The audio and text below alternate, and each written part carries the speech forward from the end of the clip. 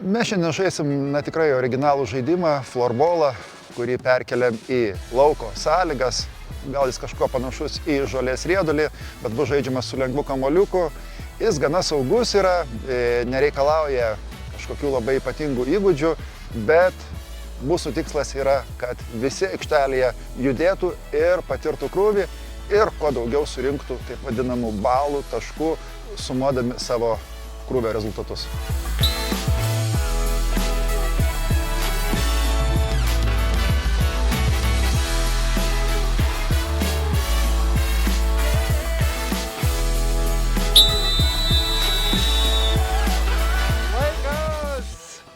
Pirmą kartą gyvenime žaidėt florbolą. Taip. Kokie įspūdžiai?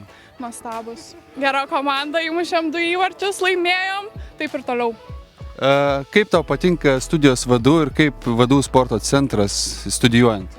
Labai iš tikro lankstus grafikas, labai lengva prisitaikyti, kad su treniruotėm ir su šiaip veiklom. Dėstytojai labai palaikantis, išklausantis ir patarantis dėl studijų. Visada atras laiko, kad patarti. Tai tiek. Išsiverksiu jau nuo vėjo to.